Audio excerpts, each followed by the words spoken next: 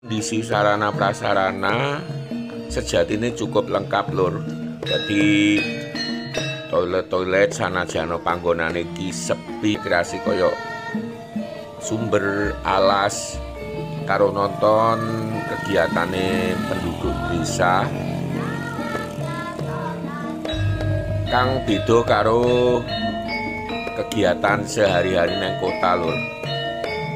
Secara fisik ora berubah karo 3 tahun, 2 tahun kepungkur waktu aku rene.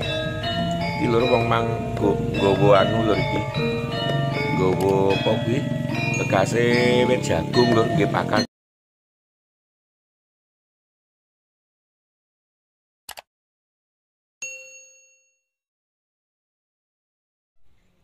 Assalamualaikum warahmatullahi wabarakatuh. Ye kabare dulur-dulur kabeh, muga-muga tansah sehat lan lancar rezekine. Iki aku neng kawasan wana wisata Sumber Podang, Desa Njowo, Kecamatan Semen, Kabupaten Kediri dulur-dulur. Motorku bar tak parkir. Iki aku mrene amarga wis suwi banget lho ora rene. Rene terakhir ya sekitar 2 tahun kepungkur lur. Terus sadurunge iku ya jaman biyen cek bocah-bocah. Secara kondisi sarana prasarana sejatine cukup lengkap lur. Jadi toilet sanajana panggonane iki sepi. Utamane sakwise pandemi lur, amarga kan zaman pandemi biyen tahun 2020-21 22 kan ditutup ya kabeh panggonan rekreasi utawa papan umum. Lah akhirnya balik rame maneh kuwi angel banget.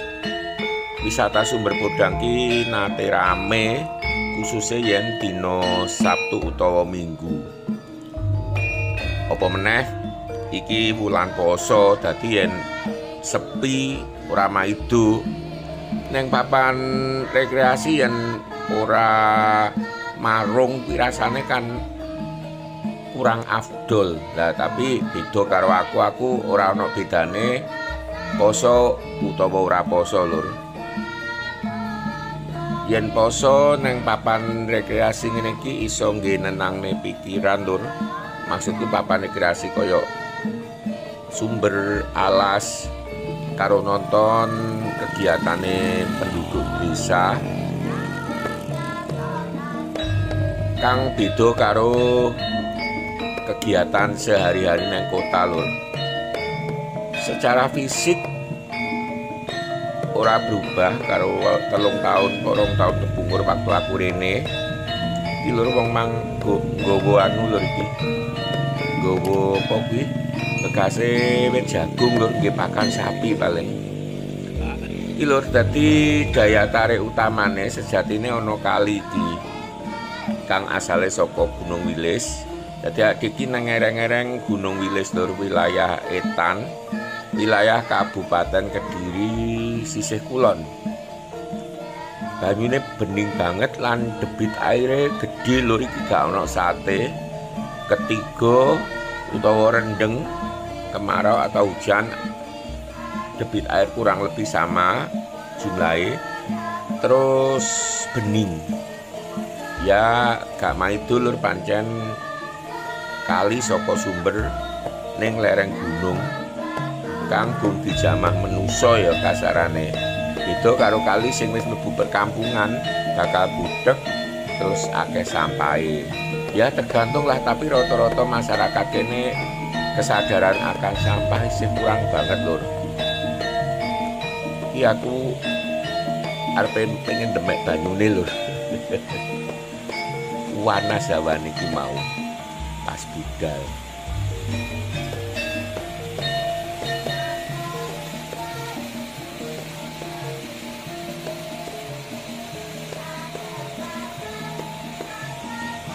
Jembatan lan dam iki wis suwi lur dibangun. Amarga iki salah satu atau salah siji termasuk jaringan penunjang pengairan kanggo penduduk sekitar kene lur.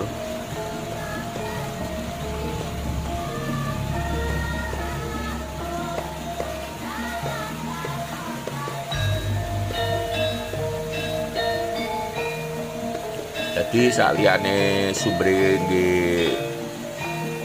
air minum, sebagian besar maneh kanggo pengairan sawah lur.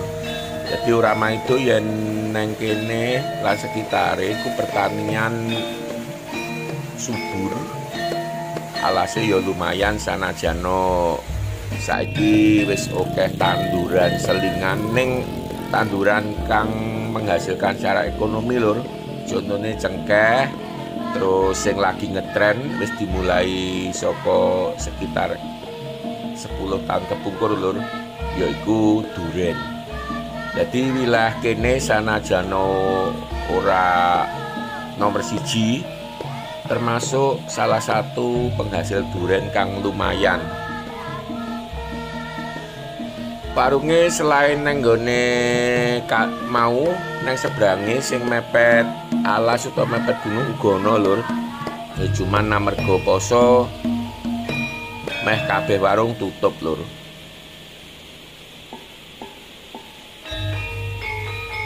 Terus wilayah iki sanajan nggone mlebu banget pelosok saka perkampungan terakhir sekitar meh 1 kilo lur iki adohe. Kuwi kebersihan lumayan cukup terjaga, dadi gak ono sampah-sampah plastik utawa kertas lur. Tempat sampah ya cukup disediani lumayan. Terus toilete uga resik kaya wis tak omongne mau. Iki aku wis nek sebrange lur. Nang seberang kene iki ana warung telu kabeh, ya kabeh tutup pancen poso. Tulisane wisata Sumber Podang ketutupan wiwitan lur ketok adohan.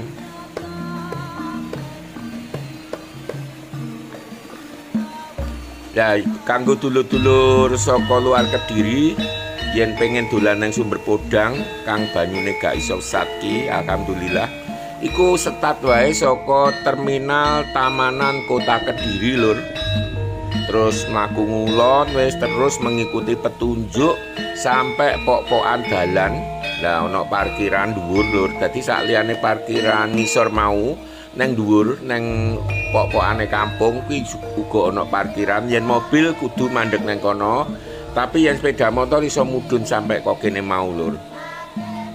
Jarake saka terminal Tamanan ya kurang lebih 10 kilo lur. Dalane lumayan alus lur. Kanggo info sak liyane wisata Sumber Podang nang sekitare uga ana wisata liyane lur. Contone ana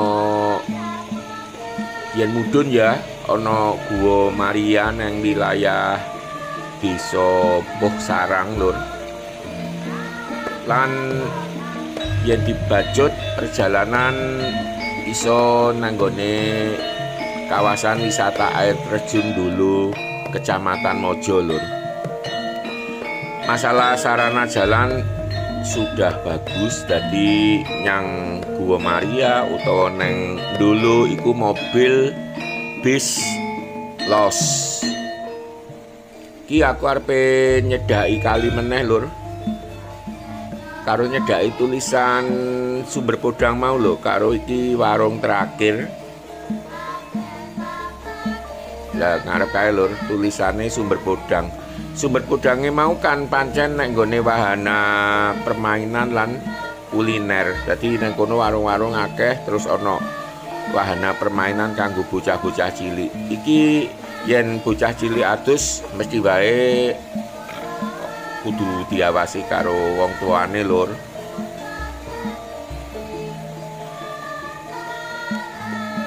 Apik lur secara alami pemandangane. Jadi ono jembatan kang cukup apik mau, terus wit-witane uga nglumbul. Dinggo selfie cocok, selfie sing bergaya alam. Terus banyune bening, sanajana debite cukup gede lur, aruse ya rada deras, makanya yang cah cilik-cilik harus di bawah pengawasan. Oke, sakmendi dhisik. Wassalam.